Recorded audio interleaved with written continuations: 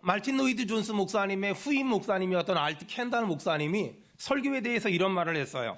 프리칭 다운, 사람들을 절대 무시하지 말며 프리칭 업, 하지만 사람을 의식하지도 말며 프리칭 앳, 특정인을 대상으로 설교하지 말며 프리칭 포, 설교를 성도들의 구미에만 맞추지 말며 프리칭 투, 하나님의 말씀을 가감없이 담백하게 전해야 한다.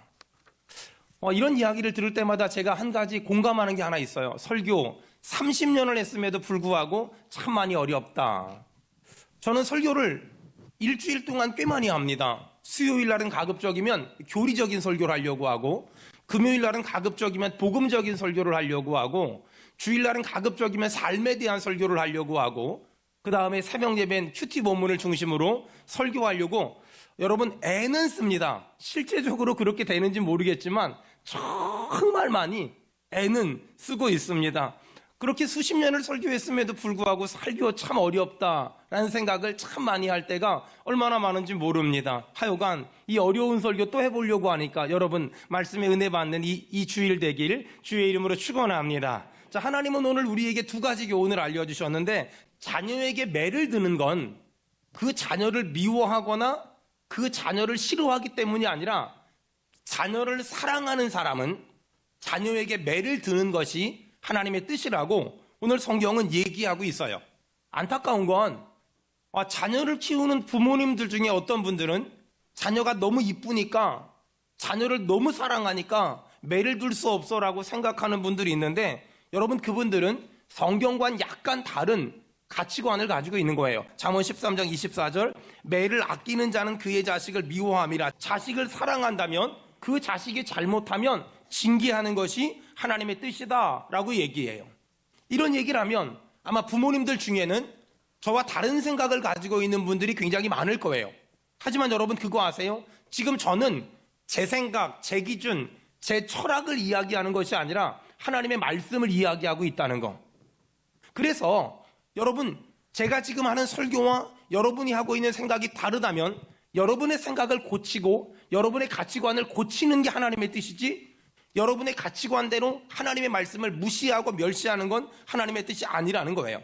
특별히 우리 교회는 이 교육 분야의 전문가들이 많이 있어서 사실 이런 얘기를 한다는 것이 굉장히 부담되는 얘기긴 하지만, 만약에 이런 얘기가 제 개인의 사견이라면 아마 제가 이런 말 하면 안 될 것 같아요. 하지만 이런 얘기는 제 개인의 사견이 아니라 오늘 성경 말씀을 근거로 얘기하는 거잖아요. 그러므로 여러분 오늘 이 말씀을 진리로 받아야 돼요.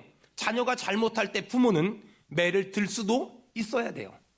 이 세상 어떤 부모가 자녀에게 매를 들고 싶겠습니까? 아마 자녀한테 매를 들고 싶은 부모는 없을 겁니다. 하지만 자녀가 잘못했을 때 매를 드는 건 하나님의 뜻이며, 자녀가 잘못했을 때 야단을 치는 건 하나님이 원하시는 교육 방법이라는 겁니다. 오늘 말씀을 통해서 여러분 우리가 아주 중요한 교훈을 한 가지 딱 붙잡아야 됩니다. 여러분 저 한번 따라 합시다. 징계는 사랑이다. 시작. 징계는 사랑이라. 징계는 사랑이다. 책망은 사랑이다. 훈계는 사랑이다. 이 말씀을 딱 붙잡아야만 합니다. 믿음의 사람은 자녀를 키울 때 두 가지를 붙잡아야 되는데, 한 손엔 충고를, 한 손엔 사랑을, 이 두 가지를 동시에 다 붙잡고 자녀를 키우면 그 자녀가 정금 같은 사람이 될 수 있다고 성경은 이야기합니다. 하지만 믿음의 부모가 자녀를 키울 때 절대 하지 말아야 될 것이 뭘까? 비난과 비판, 멸시와 천대는 절대 하면 안 된다라고 성경은 얘기합니다. 성경은 충고, 훈계, 징계는 해야 되지만 비난, 비판, 멸시, 천대는 절대 하면 안 된다라고 얘기합니다. 여러분 축복할 때니까 크게 아멘 합시다. 전 우리 성도들이 한 손엔 사랑을, 한 손엔 책망을 붙잡고 자녀를 양육해서 우리의 자녀들이 믿음의 세대가 되길 바라며 정금 같은 사람이 되길 주의 이름으로 축원합니다. 이렇게 자녀를 주의 말씀을 가지고 키우는 것이 하나님의 뜻이라고 성경은 얘기합니다. 어찌 보면 시대마다 자녀를 양육하는 방법이 좀 많이 달랐던 것 같습니다. 우리가 어릴 적에 우리 부모님들은 자녀를 너무 함부로, 그리고 너무 인간 이하의 취급을 하면서 거의 방치를 하면서 자녀를 키웠던 것 같아요. 그 결과가 누굴까요? 우리들입니다. 우리 세대는 부모가 거의 방치, 또 굉장히 가볍게 자녀를 키웠던 것 같습니다. 하지만 지금 우리의 다음 세대들은 자녀를 너무 귀하게, 너무 소중하게 키우다 보니까 어떤 그 젊은 부부들을 보면 이게 과잉보호하는 거 아닌가? 그런 생각이 드는 친구들도 꽤 많이 있어요. 여러분, 요즘에 우리나라 출산율이 지금 굉장히 그 저하되면서 사회적인 문제가 되고 있잖아요. 어느 정도로 아기를 안 낳고 있을까? 남녀 두 쌍이 결혼하면 한 명을 낳아요. 그러니까 네 명이 한 명을 낳는 거예요. 지금 이런 시대를 살아가요. 그러니까 앞으로 얼마 지나지 않아서 우리나라는 생산 인구보다 부양 인구가 훨씬 더 늘어날 그런 전망이에요. 여러분, 생각해 보면 우리 어릴 적에는 아빠 혼자 돈 벌면 온 가족이 먹고 사는 시대였어요. 하지만 지금은 아빠 엄마 다 벌어도 먹고 살기 참 어려운 시대가 이미 돼버렸어요. 그러다 보니 사람들은 자녀를 축복이라고 생각하기보다 어찌 보면 부담이라고 생각하는 그런 경향이 있는 것 같아요. 그러다 보니 자녀를 안 낳거나 아니면 하나만 낳거나 그러는 사회적인 분위기가 형성이 돼버린 거예요. 이렇게 자녀를 적게 낳다 보니까 어떻게 됐어요? 자녀를 과잉 보호하는 그런 시대가 됐어요. 과연 자녀를 과잉 보호하는 것이 자녀한테 유익할까? 여러분, 그렇지 않아요. 자녀를 과잉 보호하는 건 자녀에게 절대 유익하지 않아요. 어찌 보면 자녀를 방치하는 것도 문제지만 자녀를 더 나쁘게 만드는 건 자녀를 과잉 보호하는 거예요. 이렇게 자녀를 과잉 보호하는 시대를 살다 보니까 오늘 성경에 자녀가 잘못하면 회초리 들어야 돼. 자녀가 잘못하면 충고하고 훈계하고 징계해야 돼. 이런 말을 들으면 왠지 무식한 사람이 하는 말 같고 굉장히 못 배운 사람이 하는 말 같지만 아니에요. 오늘 성경에는 아주 분명하게, 아주 정확하게 기록되어 있어요. 시대가 바뀌면서 사람들의 자녀 양육 방법은 바뀔 수 있지만 여러분, 하나님의 말씀은 시대가 바뀌고 세상이 변해도 진리인 줄로 믿습니다. 그것이 우리의 분명한 신앙적인 가치관이 돼야 되고 그것이 분명한 신앙적인 원칙이 돼야 돼요. 하지만 문제가 뭐냐면 칭찬, 격려, 훈계 이것들이 같은 말이거든요. 칭찬, 격려, 인정 이 같은 말인데 반대로 징계, 책망, 훈계도 같은 말이에요. 그래서 믿음의 사람은 이 두 가지를 다 붙잡아야 돼요. 한 손엔 칭찬을, 한 손엔 책망을. 그래야만 우리 아이들을 정금 같은 사람 만들 수 있다는 거예요. 하지만 절대 우리가 아이들에게 하지 말아야 될 게 뭘까? 비난과 비판. 근데 문제가 뭐냐면 책망과 비난은 겉으로 보기에 굉장히 비슷해 보여요. 책망과 비난을 어떻게 분별할 수 있을까? 여러분, 의외로 간단하게 분별할 수 있어요. 내 마음에 사랑하는 마음이 있으면 책망이고 내 마음에 사랑하는 마음 없이 누군가를 비난했다면 그건 비난이고 조롱이고 멸시예요.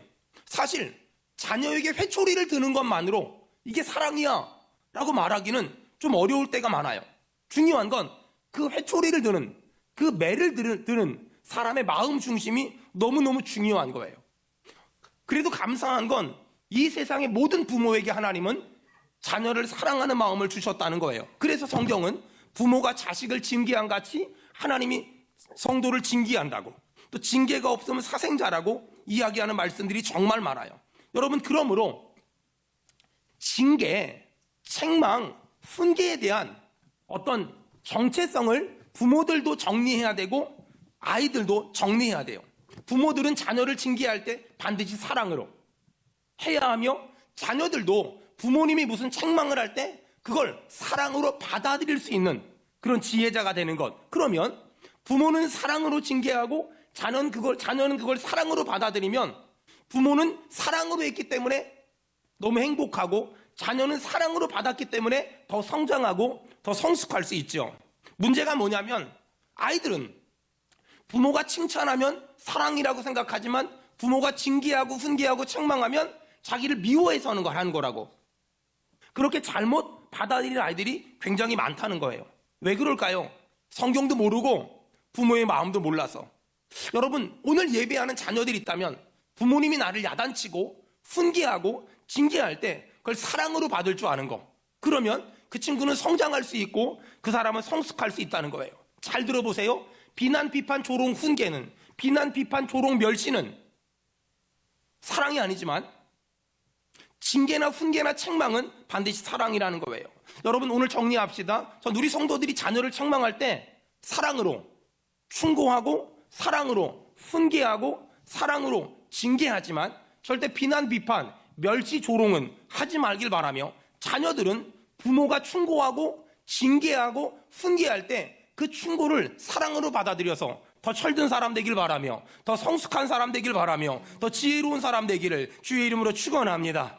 자, 특히 우리가 여기서 한 가지 중요하게 여길 것, 충고나 조언이나 훈계는 반드시 그 사람에게 직접 하는 거예요.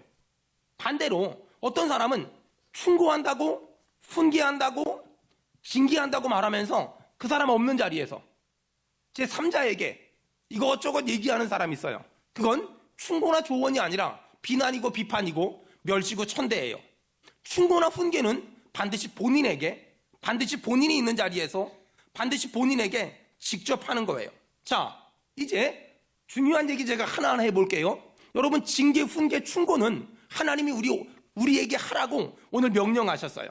하지만 중요한 건 충고나 책망이나 훈계는 하나님이 하라고 명령했는데 반드시 제한된 사람에게만 해야 돼요. 반드시 제한된 사람에게, 그 제한된 범위를 벗어나서 충고하면 그건 옳지 않다고 성경은 얘기하고 있어요.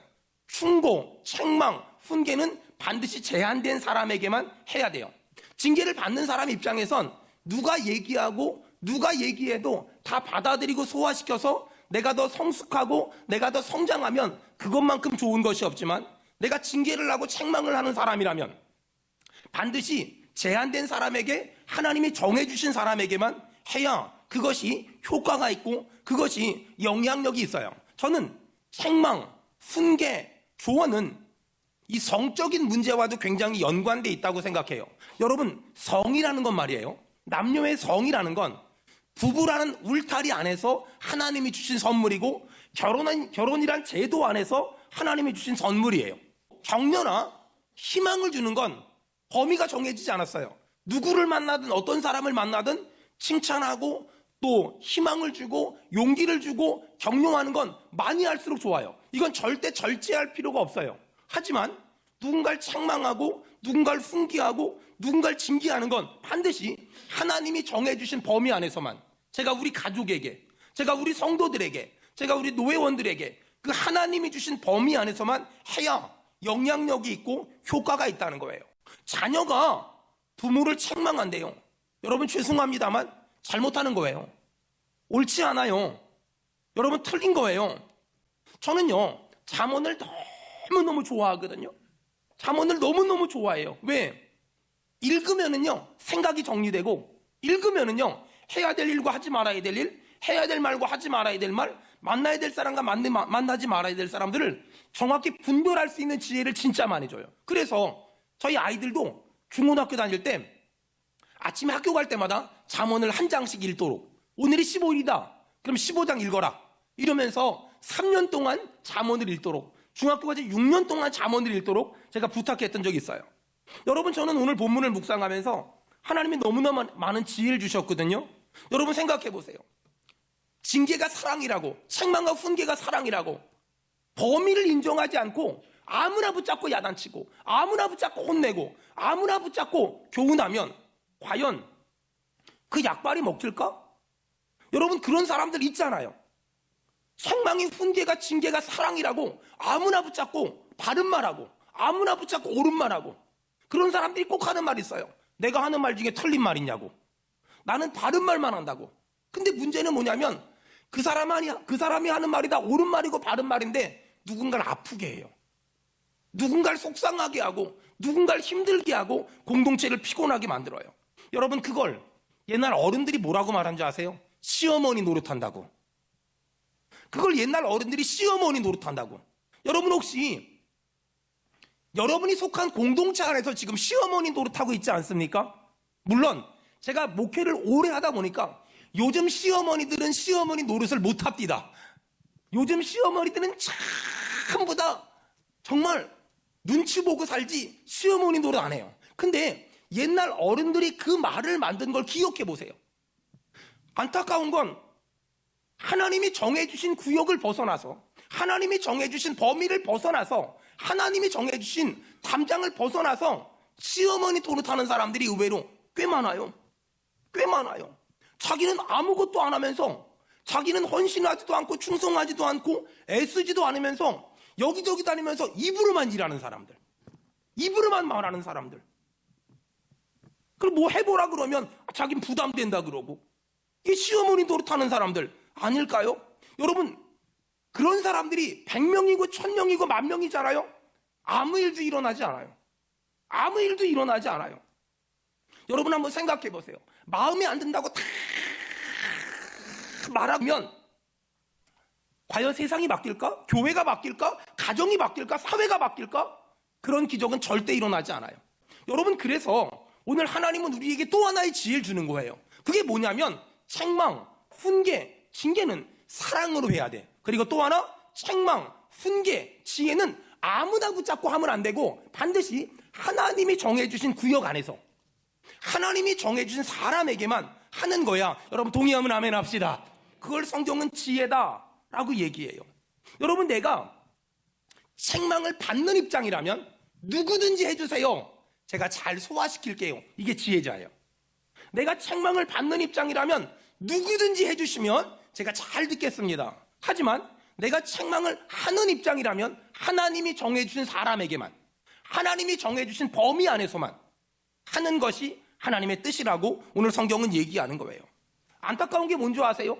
사람들은 내가 하려고 하는 말이 얼마나 옳은지, 얼마나 바른지에 대해서만 생각을 해요. 내 말을 듣는 사람이 하나님이 정해주신 구역 안에 있는 사람인지, 하나님이 정해주신 범위 안에서 있는 사람인지는 생각조차 하지 않으면서, 그러니까 문제가 생기고, 그러니까 어려움이 생기는 거예요. 보세요. 성이라는 문제가 하나님이 결혼이란 제도 안에 주신 선물이고 부부라는 관계 안에 주신 선물인데, 그걸 딴 데 가서 남용하고 다녀요. 딴 데 가서 쓰고 다녀요. 그러면 그 사람은 반드시 멸망할 것이고 그 사람은 반드시 패망할 거예요.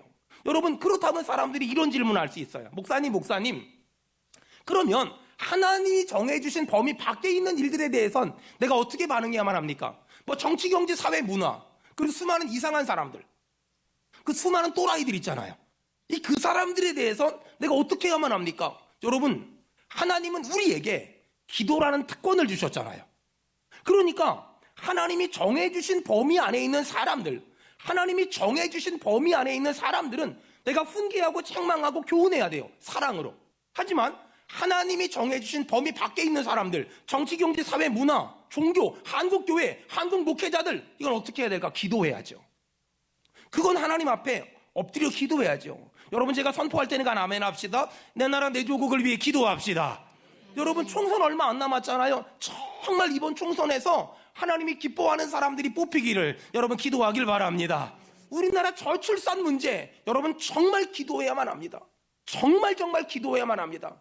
남의 아이가 잘못하면 그 아이의 부모가 야단치게 해야지. 왜 내가 그 아이의 엄마 아빠 앞에서 그 아이를 야단칩니까? 이 교만함이 어디서 나온 거예요? 이 건방짐이 어디서 나온 거예요? 이 무례함이 어디서 나온 거예요? 아무리 내 자식이 사고 뭉친 거 내가 알아도 내가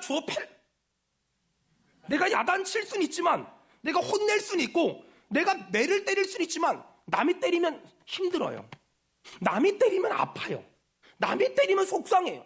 오늘 성경을 여러분 뚫어지게 보면 내가 충고하고 훈계하고 야단치는 범위가 명확히 정해져 있어요.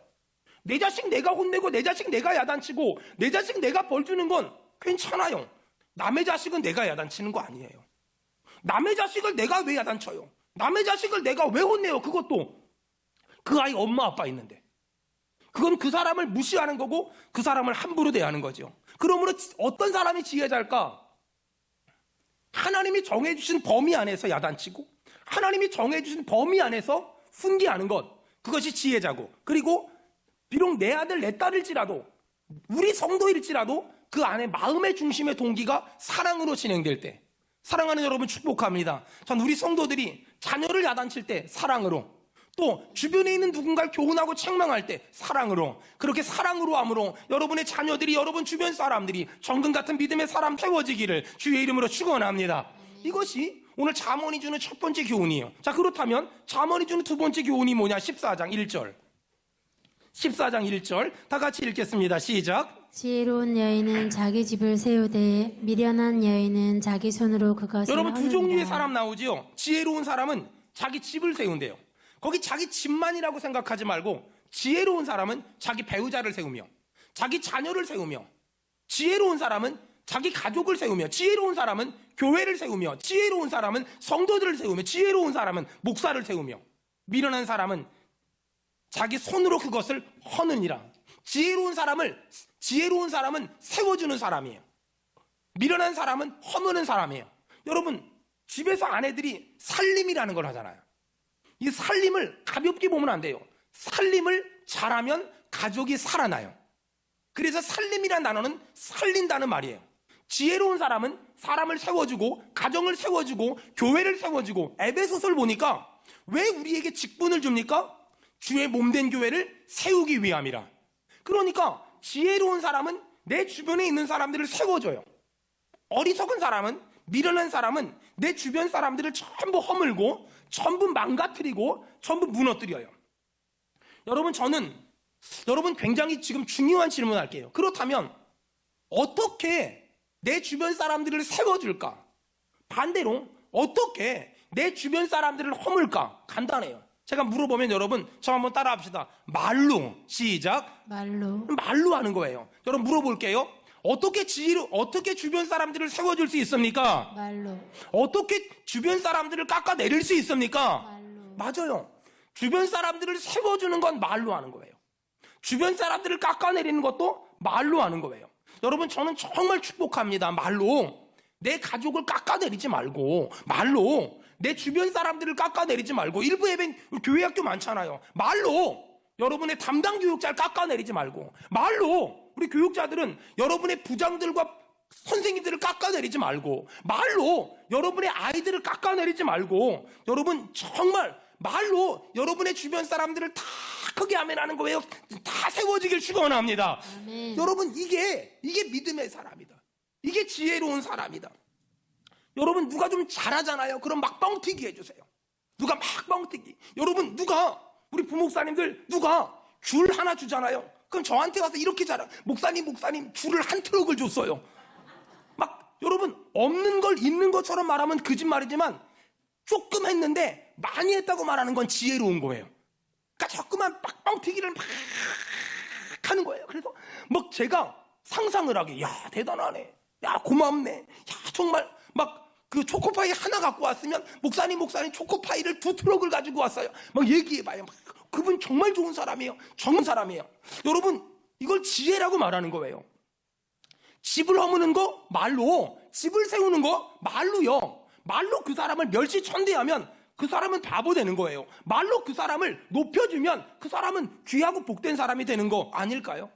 제가 보니까 어떤 엄마들은요, 동네방네 다니면서 우리 아이는 공부를 너무 안 해요. 우리 아이는 공부를 너무 안 해요. 여러분 이 말이 돌고 돌아서 여러분 아들 딸에게 들어가 봐요. 그럼 어떤 생각할까요? 이 아이는 공부를 하면 아빠를 거짓말쟁이 만드는 것이기 때문에 공부를 안 해버리는 거예요. 그런 거 아닐까요? 아니 내가 여기저기 다니면서 막 그렇게 우리 아이는 공부 안 한다고 얘기하고 다니면 그 아이가 얼마나 상처를 받을까? 다른 사람도 아닌 우리 엄마가, 다른 사람도 아닌 우리 아빠가. 여러분 성경은 이런 사람을 미련하다라고 얘기해요. 지혜로운 사람은 어떤 사람이냐면 누군가의 허물을 들춰내는 사람이 아니라 누군가의 허물을 덮어주는 거예요. 여러분 한번 상상을 해봐요.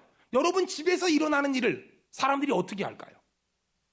여러분의 남편의 일을, 아내의 일을, 자녀들의 일을 사람들이 어떻게 할까요? 누군가의 입에서 나온 거 아닐까요? 누군가의 입에서 나온 거예요. 근데 그 누군가가 우리 가족 얘기할 때, 우리 교회 얘기할 때 막 좋은 얘기만 막 하고 다녀요. 그럼 어떻게 될까요? 제3자들은 그 사람의 입에서 나오는 말로 그 교회를 평가하고 그 가정을 평가하고 그 배우자를 평가하고 그 아이들을 평가하기 때문에 내 말 한마디가 우리 교회를 좋은 교회 만들기도 하고 우리 가정을 좋은 가정을 만들기도 하고 내 남편을 좋은 남편 만들기도 하는 거예요.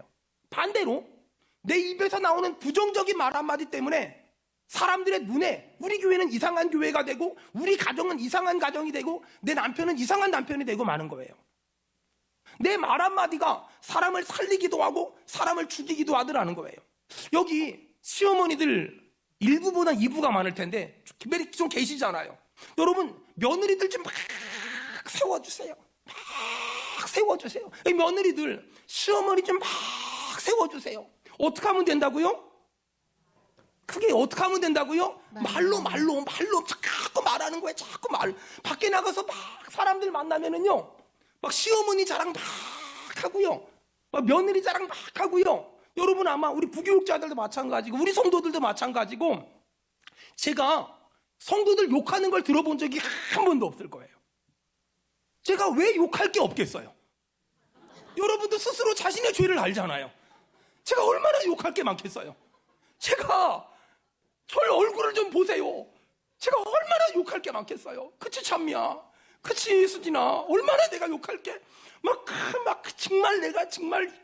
정말 내가 일기장에 다 써놔서 그렇지 정말 얼마나 욕할 게 많겠어. 근데 한마디도 욕을 해본 적이 없어요. 왜 그런 줄 아세요? 제가 욕할 건 많지만 머리가 좋아요. 어떤 머리가 좋냐면 말이라는 건 돌고 돌아서 그 사람한테 다 들어가. 그래서 저는 그 진리를 알기 때문에 저는 사람들한테 맨날 좋은 말만 하는 거예요.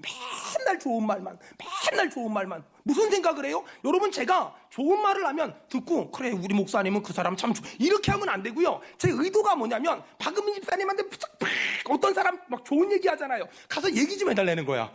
제발 부탁이니까 거기 가서 얘기 좀 해줘라. 듣고 끝나지 말고 좀 소문 좀 내주라고 얘기하는 거예요. 그러니까 그러면 자기 말에 알아서 좀 찔려달라고. 여러분 자꾸 며느리 자랑하고 자꾸 시어머니 자랑하잖아요. 그럼 말이 돌고 돌아서요 그 며느리한테 들어가고요 그 시어머니한테 들어가잖아요. 그럼 어떻게 될까요? 용돈이 올라가요. 이게 인생 아닐까요?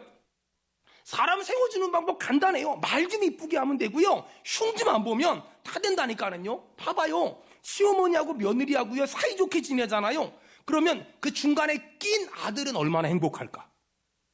아니 어느 날 남편이 출근했다가 퇴근했는데 며느리하고 시어머니하고 영화 보고 왔대. 그럼 세상 어떤 남편이 왜 쓸데없는데 돈 쓰냐고. 이럴 사람 없어요. 뭐라 그럴까요? 돈 필요한 거 없냐고. 도리어 이렇게 물어보지 않을까요? 여러분 그런 의미에서 시어머니들 아들 사랑한다면 며느리 잘해주고 또 며느리들 남편 사랑한다면 시어머니 잘해주잖아요. 여러분 그러면 그곳이 가정 천국이 될 줄 믿습니다. 여러분 이 고부간의 갈등이 있잖아요. 누가 제일 힘든 줄 아세요? 고부간의 갈등이 있으면 며느리하고 시어머니가 힘든 게 아니라 중간에 아들이 힘들어요. 이 남편들이 눈치가 없거든요. 그래서요 양쪽에 갈등이 있잖아요. 그러면 나름 중립을 지킨다고 중립에 있잖아요. 그러면 잘한다 그러는 게 아니라 양쪽 다 서운하다고 승질내요. 그러니까 너무 힘들다니까는요. 너무 어려워요. 여러분 그러니까 이러지도 못하고 저러지도 못하는 남편 불쌍하면 정말 여러분 가정에서 며느리하고 시어머니가 며느리인 시어머니 자랑 많이 하고 다니고 시어머니들 며느리 자랑 많이 하냐고 다니면 여러분 그 가정이 천국이 될 줄 믿습니다. 저 교회도 마찬가지예요. 우리 시어머니들이 기억해야 될 게 뭔지 아세요? 며느리는 내 아들 뺏어간 사람이 아니라 내 아들이 원래는 혼자 살기로 작정되어 있었는데 내 아들이랑 같이 살아주는 너무 소중한, 너무 보석 같은, 너무 존귀한 그런 자매 아닐까요? 여러분 그런 마음으로 대하면 너무너무 귀해요. 얼마 전에 저한테 메일이 한 통 왔어요. 전주에 사시는 어떤 집사님이래요. 한 50대 초반 뭐 이렇게 되신 것 같은데 저한테 이렇게 왔어요. 목사님, 우리 시어머니는 수원의 다른 교회를 다니셔서 수원은혜교회는 다닐 수 없지만 목사님이 시어머니 학교 같은 걸 열어서 우리 어머니 목사님 설교 좀 듣게 해주시면 어떨까요? 수강료는 제가 아무리 비싸도 다 내겠습니다. 야, 저한테 시어머니 학교 만들어 달라고. 수강료 아무리 비싸도 근데 들어보니까 괜찮아요. 그 돈벌이 할 만할 것 같아요. 왜냐면 며느리들이 수강료 절대 안 밀리고 제깍제깍 낼 거니까 한 10만 원씩만 받아서 20명만 가르쳐도 한 달에 200만 원. 아싸. 여러분 여기 예배하시는 우리 어르신들이 있으면 여러분 좀 정신 좀 바짝 차려야 돼요. 효자는요, 효녀는요 1년에 2-3번 와서 용돈 주는 애들이 아니에요. 효자는요 나랑 같이 살면서 병원도 같이 가주고 밥도 같이 먹어주고 텔레비전도 같이 봐주고 얘기도 해주고 이런 자녀가 정말 효자지. 1년에 몇 번 와가지고 용돈 주는 거? 여러분 그걸 효자라고 생각하면 여러분 절대 안 돼요. 여러분 나랑 같이 살아주는 자식이 최고예요. 근처에 있으면서 자주 왔다 갔다 하는 자식이 최고라니까는요. 근데 문제가 뭔지 아세요? 어르신들이 나이를 먹으면 총기가 없어지나 봐요. 아니 1년에 2-3번 와가지고 용돈 주잖아요. 그러면 그거를 고맙다고 딴 데 가서 얘기해야 되는데 자기랑 같이 살아주는 며느리 붙잡고 50번을 얘기해. 그러면 그 며느리는 무슨 생각을 할까요? 참 속상하다, 참 서운하다 이러지 않을까요? 아니 이렇게 생각하지 않겠냐는 거예요. 여러분 지혜로운 어머니, 제가 이 지혜로운 어머니가 되는 비법을 한번 알려드릴게요. 이러면 어떨까요? 아니 서울에 사는 딸내미가 오랜만에 와서 용돈을 주고 갔네? 그럼 그 용돈 받았다고 같이 사는 며느리 붙잡고 자랑할 게 아니라 그 용돈 딱 받잖아요. 그 며느리 부르는 거야. 딱 와봐라. 야, 그 서울에 사는 그 큰딸이 요번에 와서 용돈 주고 가는데 너 나랑 쇼핑 가자. 할렐루야 아닐까 이거?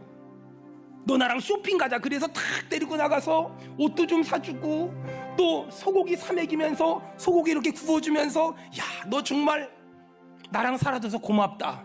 네가 있어 참 든든하다. 정말 네가 있어서 얼마나 소중한지 모른다. 이러고서 들어오잖아요. 여러분 그럼 어떤 일이 벌어질까요? 멀리 떨어져 사는 자식에게도 용돈 받고 같이 사는 자식에게도 용돈 받는 그런 기적이 일어나지 않을까요? 여러분 이게 지혜예요. 이걸 지혜라고 말해요.